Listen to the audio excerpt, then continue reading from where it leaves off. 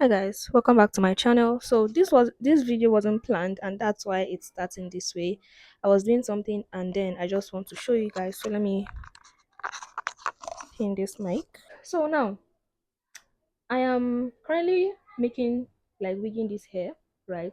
It's the bundles are 10 inches and with a matching closure. Okay, I've sewn the closure already. It has this birth mark kind of thing. So I've made my guidelines, and for my guidelines, it was eight, like a total of eight, right? So I just added this one here so that let's say it's nine, right? And from the bundles, this is one. I've not loosened this one yet, but this is exactly how the other one came, right? So you can see it's full, right? And I've double weft everything. That's for the first one. This is what is left, as you can see, but I can already tell that I'm going to have bundles left. So what I want to show you about this video is triple wefting. I know we do single weft, right? So we need just one of this, right? We also do double, which is what I'm currently doing. But as I'm going, I can tell that I'm going to have a lot of hair left, right? And is either like is either you, for your guidelines to like to control it so that everything fits into the cap, is either you reduce it, or okay, you reduce it, or maybe when you are done wigging and then you come and start fixing it like inside. But the thing is, I did not want to have too much lines. Okay, even though like from looking at it, I could tell that this thing is going to be much. I did not want to leave too much, and I didn't want to draw too much line because by the time you sew, right, it's the your wig cap retract, so becomes smaller. So the more you sew, the more your wig cap becomes smaller, and I did not want that to happen. So now what I'm going to do is, you can see I have one, two, three, and then this here left. So I'm going to triple here, I'll triple here and triple here. Then if I see that it's going to be less remaining, I'll now do double for here, here, okay, and then maybe also double for here. But if it's no longer much, then single for here. But the purpose of this video is to show you that you can actually triple weft your bundles. I don't think I've ever spoken about that here. And another thing is why I can actually triple weft is because this is not very thick. You know, some bundles come and this place is very thick and hard. So this is not like that. So it's going to give me the chance to actually do that. So I'm going to loosen this now and then just show you guys doing that on the machine, and then show you guys how I'll be sewing it here. And by the time I'm done with the wig, you guys will also see. I'll just come back and explain what's like whatever else I do. So now this is double. It's not even giving weights. Okay, although we have not put it all right. So yeah, and yeah, I hope this makes sense and you enjoy watching this. So guys, this is the bundle. I'm just unraveling it right now. You can see that it's quite much and it's just 100 grams. Both of them are 200 grams, but I do not understand why they are much, like very long actually.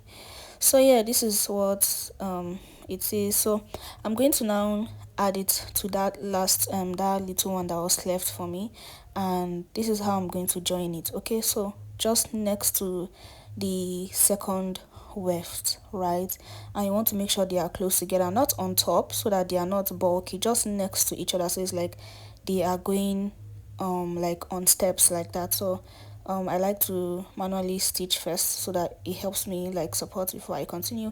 And you also want to backstitch on this, if not it's going to unravel. Okay, so make sure you backstitch the first one and then backstitch the other two all together.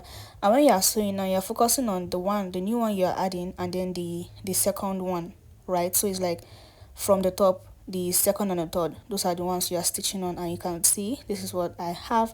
And make sure that you do it well, okay, because when it comes to sewing on your cap now, you're not going to be touching that last one that you just added. Okay, so now I'm going to start sewing, and it's just the same way that I have been doing all the while. So backstage as usual, and I'm going to do this to make sure I secure it so that it doesn't start to loosen up later. Okay, so I'm now focusing my stitching on the last two and then the cap, not the first two. Okay, the last one is not the last one that we added. Well, not your needle cannot touch it. Okay, so that's why you have to make sure that when you are sewing it is secure enough so it doesn't loosen up, and then you just go ahead to wig as you would, clearing the space, not pulling on your wig cap but just clearing it to balance up so you do not get bumps while you are done wigging. So now this is what it's looking like. I just thought to show you guys. Okay, it's quite not bulky, but it's quite bulky because I mean it's three, and the fact that the wefts are not so thick. If they were thicker, I don't even think my needle would have been entering. So I'm just going to go and do those other lines, as you can see, and I did them. I did that, you can see, and I almost got bumps in that place, and that's because the wefts, that top side is a bit bulky, but it didn't really give bumps. It was just giving like the illusion that, oh, there was going to be bumps, but there was actually nothing, so I didn't have to lose it to do anything. And you can see what the inside looks like, and this is what our wig is looking. So those last two lines I actually double weft, and then the side where the closure meets the wig cap, I also double weft that part. Okay, and I added my elastic band and my tooth comb, and this is the hair that I have left. I did not know where to add them, so I just let them be. So I'm going to go ahead and cut this hair and style it, and you guys will see it. So guys, this is the final result. I actually trimmed it that night, and this is just the day after, and then I just used that net to hold it down since I did it in the night and I didn't want the bob styling to drop. Okay, you can see how good this is looking. This is 8 inches. I don't know if I mentioned that I was going to be cutting it into an 8 inches bob, and yeah, I just transferred it to the mannequin, and it even looks much more better. Look at that sleekness.